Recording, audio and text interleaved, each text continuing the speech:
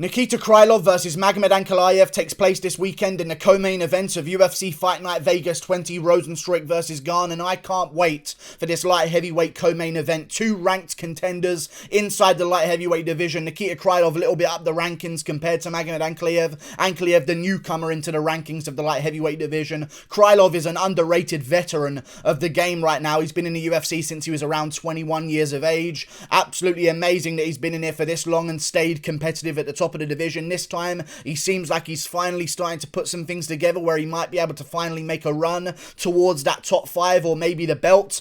Both guys coming off wins right now. I feel like on the line right now is a shot against an opponent in the top 5. The winner of this one is going to get jumped up those rankings, especially if it's Magomed Ankalaev, because he's got a ton of hype behind him right now. And maybe if it's Nikita Krylov, he could earn, maybe if Teixeira loses his title shot, they could try and make that rematch with Krylov and Teixeira, because it was a close fight the first time. I wouldn't mind seeing a rematch. It was a fun fight as well. However, this is a very big fight this weekend, and I truly believe that it's very, very competitive. I think it's going to be a very entertaining fight. I think it might still fight of the night on the card. I think we're going to see an entertaining striking and grappling affair from both of these men this weekend. I think it's going to be a fun match, back and forth, very close. The odds don't say that, and we'll get to those odds in a second, because they have been hypnotizing me all week long. Last week, I was looking at this card, trying to figure out who I thought would win these bouts. I thought, you know what, Ankalaev's a little bit more technical than Krylov, a little bit better, a little bit younger, he's taking less damage, way more technical, let me emphasize that again. Nikita Krylov a little bit sloppy on the feet sometimes. I feel like Ankalaev's got better cardio, he does better in the grappling exchanges. Krylov's very good, but I just gave the edge to Ankalaev in so many different areas of the fight that I thought, you know what, I've got to pick Ankalaev, but let me check these odds. And those odds were speaking to me. They really were. Those odds were singing to me. And they were singing real well. And they were saying some words in my ears. And they were saying things like, you know you want to, Guru. You know you want to. Give in. Don't pay attention to logic and logical brain capacity. Give in to these odds. We're tempting you so much. You must pick Nikita Krylov to beat Magomed Ankalaev. And I'm not going to do it because I feel like Ankalaev is going to win. But my God, those odds! God, those odds! They're asking for an underdog pick. They really are. Those odds are absolutely ridiculous, and I have no idea why they constantly do this. The odds in the main event are pretty weird as well. After all of the underdogs that have been winning recently, I guess they're hedging their bets, the odds makers, that, oh my God, so many underdogs have won recently, there's no way another underdog's going to win on this card, and there's no way that this card's going to be filled with underdogs. But maybe that's just the norm now in the UFC, and we're going to have to get used to it, because I feel like all of the odds on this card are ridiculous right now. I don't understand why. This is a very close fight. Nikita Krylov is very, very underrated. I'm giving the edge to Ankalaev in many different areas. Both guys have had amazing careers so far. I know Nikita Krylov's had a little bit of a tougher road to the top. Ankalaev's been near enough perfect other than one submission at the end of his Paul Craig fight. But he's had some tough fights here and there. Same with Nikita Krylov. Krylov's only lost to some really good guys though. Glover Teixeira, Jan Blachowicz, Misha Serkinov as well. I know Misha Serkinov isn't quite the caliber of the other two guys I just mentioned, but still Misha Serkinov, really good fighter, beat Jimmy Crute by first round submission, beat Nikita Krylov by first round submission, a very slept on UFC light heavyweight. He also lost to Ovin St. Preux earlier in his career, which is why I like Nikita Krylov, because you lose to a veteran at the start of your career when you're the young guy, then you come back around like 5 years later and take on that very same veteran, and Krylov was all over him in that fight, and that shows me that Krylov is the younger, adapting fighter compared to the Ovin St. Preux. Now, I know that's obvious, but it's also good to be affirmed of that, because sometimes you just have to guess. I guess this guy's got way better since that loss ages ago. I know that everyone gets better, but it's good sometimes to see that in their career, them come back to get against another guy who they fought before and lost to, and this time completely destroyed them. But still, Nikita Krylov, very, very dangerous contender in the light heavyweight division. Very underrated. I just feel like Ankalaev's a little bit too technical, and I've seen too many sloppy moments from Nikita Krylov to give him this one, because sometimes on the feet, he gets a little bit reckless, got cracked by Glover Teixeira a couple of times over with the check hooks in that fight. Teixeira rocked him a couple of times in the second round, just getting a little bit sloppy in the boxing exchanges. He's got a nasty front kick, he's got nasty leg kicks, he throws great kicks in general, and obviously Magomed Ankalaev He goes to the ground sometimes, but he's not going to force the ground exchanges against Nikita Krylov here. I feel like if he is handed a position on top of Nikita Krylov, he will go for it, or he might try and reverse some things, which I feel like is going to happen in this bout. I think Nikita Krylov is going to be the one to try and shoot, because if you want to stay on the feet with Magomed Ankalaev in the first round, it's going to be a little bit risky, because he's very technical, and as we saw in his last fight with Kutalaba, he's got a lot of power in that first round as well, and we've seen that before in his career. Got shut out, knockout power in the light heavyweight division, very dangerous on his feet early. I feel like Nikita Krylov's going to try and push him against the cage with that front kick, try and stick a jab out there. He's got a bit of a reach advantage. He's going to try and play the range game, pushing back Magomed Ankalaev against the cage, and I think he's going to try some shots. I just feel like Ankalaev's probably going to reverse a lot of those takedowns like he did against Paul Craig. Craig actually got all of the takedowns in the Magomed Ankalaev fight. Ankalaev just kept ending up on top by reversing position.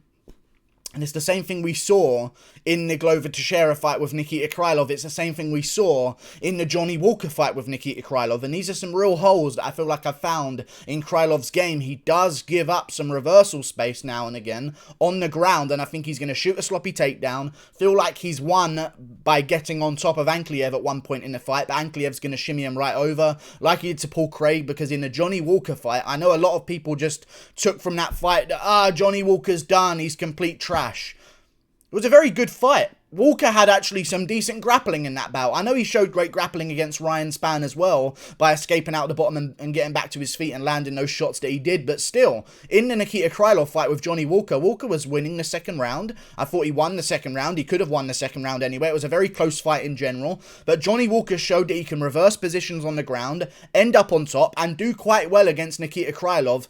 But Krylov just showed that he had a little bit more in the tank than Johnny Walker. I think Magomed Ankalaev's got more in the tank than Johnny Walker, so I think he'll be able to out-scramble Nikita Krylov longer than Johnny Walker could. But the fact that Johnny Walker's surviving Nikita Krylov for 3 rounds and Nikita Krylov's finished other guys in the division shows that Johnny Walker's actually pretty good, and so is Nikita Krylov in that bout. I don't feel like Krylov's going to want any of the stand-up of Magomed Ankalaev. I think maybe he will as the rounds go on if he notices Ankalaev starting to tire. But I feel like Ankalaev's just a little bit too crisp with the boxing, and if Glover Teixeira's finding those check hooks, I think Ankalaev will find those check hooks as well. I just don't see Nikita Krylov winning, but man, those odds. Those odds. This should be like Ankalaev's the favourite, but it's a close fight. You know what I mean? This should be Ankalaev's the slight favourite. Like a basically Munoz versus Jimmy Rivera odds in this fight coming up on the same card, by the way. I've done a prediction for that as well if you want to go check it out. However, the odds are ridiculous. And Ankalaev's like more than a 3-1 favourite, which is just straight stupidity. I just feel like he can reverse the positions of Nikita Krylov on the ground, end up on top. But one thing I want to say though, maybe don't go for the back or the mount against Nikita Krylov, because as much as he has a knack for getting reversed on the ground, he also has a knack for reversals on the ground. Whoever takes his back or takes mount against Nikita Krylov, you're getting pushed off and ending up on bottom. Glover Teixeira took his back a couple of times in the bout and Krylov would shake him off the top. Glover Teixeira did the same thing to Krylov as well, by the way, but Krylov would be mounted by someone and he'd just push off and end up on top, or he'd just escape out the bottom. He's very scrambly on bottom, but I feel like him shooting first will give Ankalaev the chance to scramble, and I don't see Ankalaev shooting first in general. So I think the aggressiveness in the grappling of Nikita Krylov is going to be a real problem for him moving into this fight. Fuck off, phone ringing in the background. I'm going to have to throw you over the room. All good. Anyway, what was I talking about? The scrambles. They're great. I like eggs as well. Where am I right now?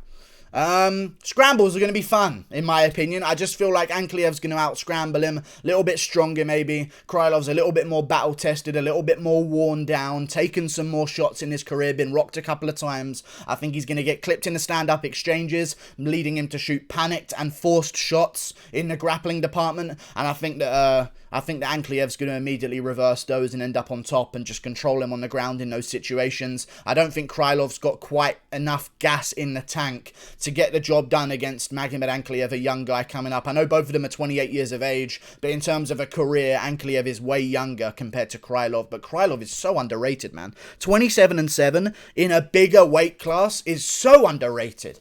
Look at Masvidal's record, you know what I mean? Like, and he's a top contender at welterweight. You look at light heavyweight, it's so much easier to lose, and he's 27 and 7, been doing it for this long and still kept a decently ratioed record in the division. He's very good, he's very underrated. I just don't think he's going to win against Magomed Ankalaev, who's just that little bit more technical in the boxing exchanges, and also he's got those kicks as well that he's going to be using. Maybe he won't go for so many kicks if it's shown that Krylov wants to take him down immediately in the fight, so I think it will revolve around the boxing of Ankalaev. I think he clips Krylov early. That makes Krylov a little bit hesitant and sloppy going into striking exchanges. And I think we're going to see a bit of a frustrated Krylov looking for positional dominance in the grappling, but can't quite find it. And Ankalaev's going to get reversals and get on top after Krylov's takedowns and land good shots on the feet as well to a unanimous decision. I don't think Krylov wins a round, but I think they're all pretty close. I think every round is going to be very competitive, but I think Ankalaev's little moments and little attributes of advantages over Krylov are going to carry him through those rounds to a razor close in every round, 30-27, unanimous competitive decision to Magomed Ankalaev. And the winner of this one, in my opinion, should probably get the winner of maybe a Jiri Prochaska versus Dominic Reyes. Why not? I mean, if Ankalaev beats Krylov, as I am assuming, he'll probably move above Volkan Ozdemir for beating Nikita Krylov, and Ozdemir's been injured for a while, so we could probably see Ankalaev around number 7 in the light heavyweight division, and you've got the winner of Reyes versus Prochaska, probably going to be ranked number 3 if it's Prochaska, or number 2 if it's Dominic Reyes. They're probably going to need one more win before they get their title shot back, so maybe the winner of each could take on each other, immediately giving the winner of this one this weekend a jump into that top 5, and the fight's coming up soon as well, so the timelines work out well. I think that's the plan to move on in the light heavyweight division, because it's going to be mayhem, especially if Adesanya beats Jan Blachowicz and everything's chaotic, because I doubt he'll want to defend against Glover Teixeira. I feel like if Adesanya gets a light heavyweight belt, he'll start eyeing up heavyweight and John Jones and big money fights. I just don't see. It's going to be chaotic. In the next few weeks, there's going to be a massive shift and shuffle of the light heavyweight division. And I feel like it would be better right now if Jan were to win at UFC 259, just to restore some order and have that natural title defense status in the light heavyweight division. The top contender gets a title shot, but I feel like Adesanya might beat Blachowicz, so I don't know. It's risky. Light heavyweight division's going to be fucked either way, but got some contenders, and we're going to work on them in the meantime. Thank you for watching the video. Click that button up there. Like and subscribe. I guess the loser can take on the loser of Smith versus Crute or something like that. That might be quite fun. See you later. Or Johnny Walker, if it's Ankalaev. If Ankalaev loses to Krylov, Ankalaev versus Walker, I don't mind. Click it up there. See you later. Like and subscribe. Toodle pip.